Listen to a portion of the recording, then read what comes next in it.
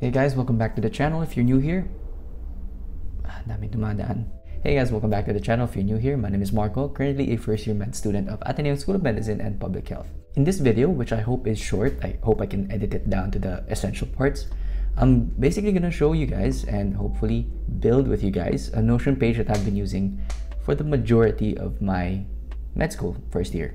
I say a majority of my first year because it has devolved over the course of the first year of my stay in Ateneo.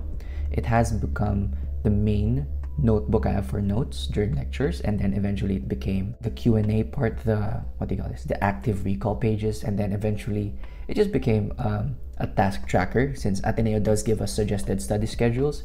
So what I do is I just use it as a checklist because I found that the checklist is the most efficient way to use it. I am going to teach you guys that, but then hopefully throughout this video I can give you guys some hints as to what went wrong when it comes to the other parts of my Notion. Alright, let's go. Alright, hopefully you guys can hear me and see my screen and read everything at the same time. I'll try to make this as quick as I can so that, you know, saves you guys time and energy, saves me time and energy. So let's go. So I want to give you guys a brief outline of what I have in my Notion page, at the same time give myself an outline as to what I'll teach you guys.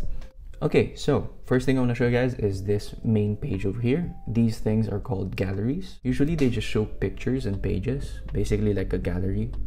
So that is what I chose as my main page because I get to see the pictures. Initially, the pictures in each module is a defining picture of that year, but because I haven't been to campus yet, I don't have a picture. So for now, it's a bunch of surgeons staring at me. We do have MBA, but I don't really take notes during MBA. Not because I'm smart, but it's more of I don't need to since it's mostly papers. So, and the retrospective revision timetable I got from Ali Abdal, I ended up not using it because it became too complicated. So let's just go into the Wi-Fi modules. So this is basically it. This is the picture that shows up in front. This is something called the master database. This is a linked database. So the difference between a master database and a linked database is the master one is the actual database I have. I never touch that. The linked databases are what I touch. So what happens is if I change something in the linked database, it affects the master one. This is the main table I use for typing everything out because like I said, I use it as a suggested study schedule. My task tracker is really for the planner since it's more accessible. This is only going to have the title of the lecture topic, a checklist if I have read the chapter for it and I have made the cards for it, the module it is for, the category, it's either a lecture or a quiz, and the date as to when the prof says it will be. I used to do the required readings part. You'll see in a couple examples later, but then I found it too tedious, so I just offloaded this to my Starbucks planner instead. One thing I really like about Notion is the fact that this is a different view. As you guys can see that it's in a table view, but if I wanted to see it as a calendar view, I can use the same linked database and just change the view. And this is the calendar view for it. Yeah, so this basically has everything. So the date I put here is immediately reflected into the calendar, which is pretty cool. Now, theoretically, each one of these are separate pages, but because, like I said, I use it as a task, not really a task tracker, but more of a study schedule tracker, that's all they are, honestly. They don't have anything in them. So the cool thing about this linked database is the fact that I prepared modules for it to filter what I will show you, what I will show myself when I access this page. So for example, right now it's only showing the reproductive system module. But if I change it to let's give something pretty recent, maybe cardiovascular and respi biology, it will show up all the cardiovascular respi bio stuff. And let's do something last sem. Hopefully I did it the same way last sem. Neurosciences, pretty much the same. Okay, hopefully that's a pretty good overview of what we'll tackle today. I'll show you guys how to make the gallery view, how to make a master database, link databases for this and this. Alright, let's go.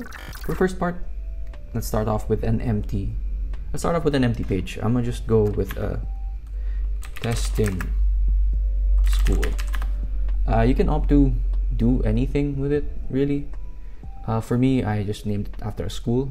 If you can see my Notion pages right here, I would generally refrain from using these because because this would automatically make it the whole thing. Basically, it means that if I put a table, if I click table or click calendar, that's all it's gonna be. If I click empty, it has more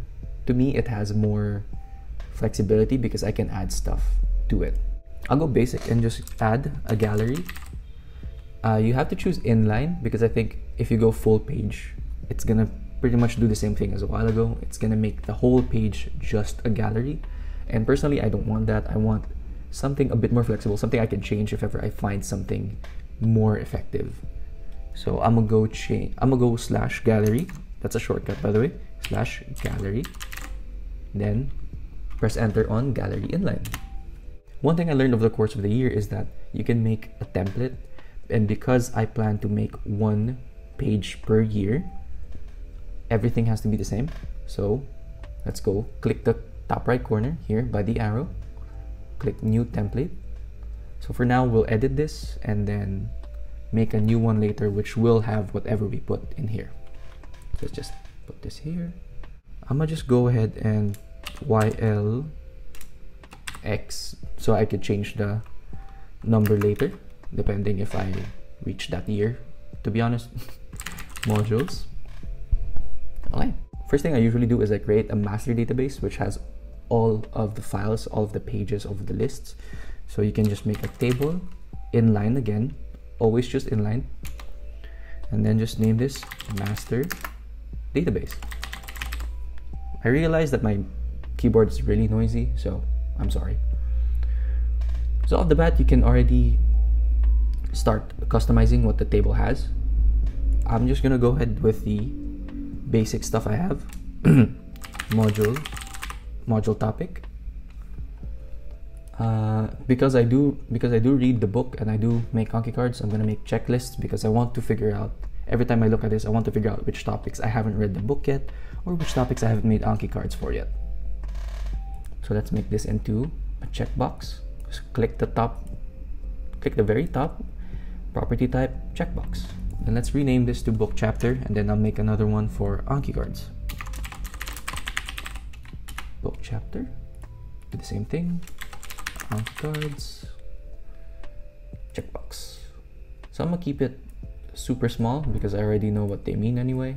Here's a really cool Notion hack. If you want to only give one page, one category, first use multi-select to list everything out, and then change it to select in order to put just one category. I'll show you how. So for example, if I wanna put module here, I'll change it to multi-select as a property type. Then click here. I'll just put random module names. I can't even think of random module names. So just put 1, 2, 3, nice. Let's do M1, M2, M3, M4, M5. I listed everything, but I only really wanted one. I'm gonna change it to property type, then select, then change it to whatever. So it's pretty dope. Yeah, I'm gonna just go ahead and copy mine. Because I do read the book, I want to list out every chapter that I need to read for that specific topic. So I'm just gonna go required readings. And then, because I want it to be linked to a calendar later to know when it's due or when that class is going to happen, I'll make a calendar feature at the very end,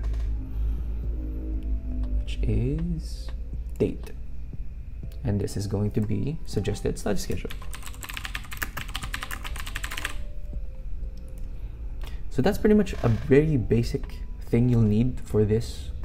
So it's pretty long, and I don't really need this database anyway. I don't touch it at all. What I'll do is I'll put it underneath a toggle so that it'll hide it. So I'll just toggle list / toggle list, then name it master database. Okay, by the way, here's a pro tip. I'm gonna do that again. / toggle master database. So I get pretty lazy and I hate clicking the toggle thing.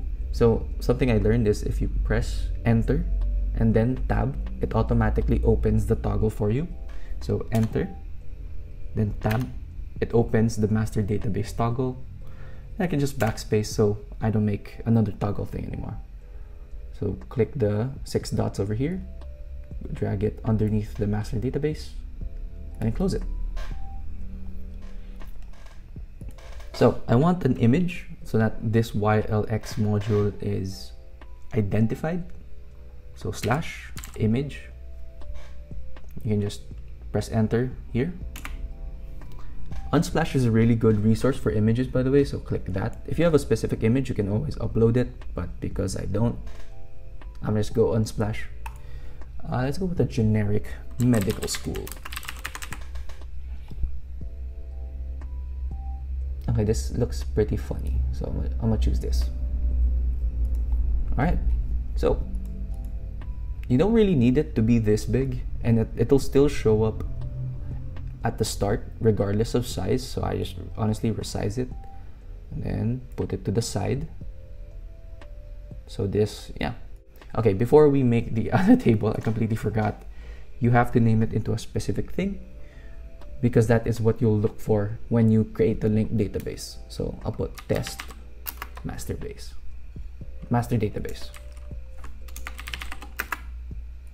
After renaming the table, I just go slash link. You have to click the second option, which is create linked database, and you have to find the test master database. So just type in test, click that, and then you pretty much have it. Let's say, for example, I only want to see the topics for module 2. Go to the 3 dots to the top right, click filter, and then add the filter. Dang it, my mouse is messing up. So where module, click the module is, then select an option of M1, 2, 3, 4, or 5. So I just choose M2. Right now I don't really have anything listed under M2, so it's not gonna show up. But I'll add a couple here. Let's say I change this first thing, 1, 2, 3. Let's fake fill it up with M1, M3, and M2. It automatically shows up here. And the cool thing about this is if I add another topic here, if I press new, it automatically gives it to M2 because the filter is at M2. Automatically ends up here as well because both of them are linked. So let's say I make this into Marco test. See how both of them update at the same time. This applies to every field here, by the way. If I check this here, it checks it there. If I check this here, checks it down here as well. Pretty cool. For now, I'll give arbitrary dates over here. I'll say June 10, June 10. So now I want to make a calendar view to let me visualize the dates of these 2 topics. Let's say the prof says I have to study 1, 2, 3, 1, 2, 3 by tomorrow, and I have to study Marco test by Friday. Same thing is just to do slash linked database. Just click the linked database one. Look for test master database. So it's gonna show the same thing, right? So honestly, you don't have to touch anything. You don't have to touch any other property because it will be a calendar, so it will show every single date that you ever put. If I fake put like M1 is yesterday and then M3 will be Monday, for example lang, click add a view, click calendar, and then click create, and then it will show up here. So it's pretty bare. You can only see the names, which kind of sucks. Personally, I want to see what module they're from and what state they are, if I made cards or if I read the book chapter already. So I will go to properties, click the 3 dots here, go to properties, and then just check the things I want to see. Personally, I want to see the module, I want to see the book chapter, I want to see Anki cards. And that's it. The cool thing about this calendar, if I change it here, it's gonna change this at the table view as well. So for example, the first 123 scheduled at June 10. If I move it to today, it changes the date here. If I move it to tomorrow, changes it here as well. So it's really flexible. Yeah, I think that's pretty much everything.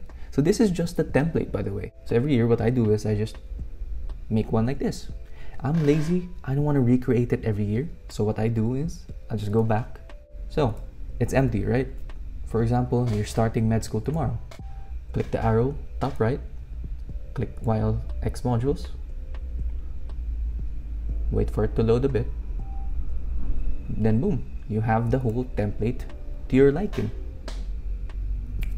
Alright, that's pretty much it. Okay, so before I forget to show you guys, and so that I don't have to make a separate video for it, I completely forgot how to show you guys how to make use of this whole thing. So let's say, for example, this first one is WIL5. Let's say it's the first year of your med school. This is supposed to be a calendar view. It's gonna show up here. And let's say, for example, that your fourth module, M4, is about to start, and the prof finally gave a study schedule. What you'll do is you'll just have to go through the filter. Module is, change this M2 to an M4. So that shows up as blank because we don't have subjects for it yet. But because the prof gave the list, hopefully he gave the list, you can start writing off stuff here. So let's say, for example, I'll just list off numbers. For example, we had 7 lessons, and then this one is on 21. It's on 21 also, then 22, then 23, 24, then 25, 25, 25. That's pretty much how you use this. I already said a while ago, I think, that I don't touch the master database. That is literally just a place to keep everything. And the main thing that I really change is this second table. And you notice that because I put the module filter as M4, all the M4s are going to show up. And if I added stuff on this table, which has a filter that only shows M4, in the overall database, in the overall table that shows everything, it's going to show the M4 stuff that I added over here. 1, 2, 3, 4, 5, 6, 7. And because everything is linked and everything has been inputted, so even the suggested study schedule, it will reflect in the calendar. So here are the subjects for the day. All right, that's my piece. All right, that pretty much ends this video. Hopefully you guys found that helpful and or insightful. If you did, please do support the channel. It goes a long way and I do appreciate it. Don't forget to like, comment, and subscribe. Okay, so I'm worried about the quality of the video because it is my first time doing a screen record thing. So I'm gonna go ahead and try and link the template down below so you guys can just copy it and then start using it, start playing around with it. And if you have any questions, just leave it in the comment section below. Alright, anyway, if you want to subscribe really fast, the circle is always in the middle right there. Suggested videos up there and down there. Hopefully I'll see you guys in my next video. Peace.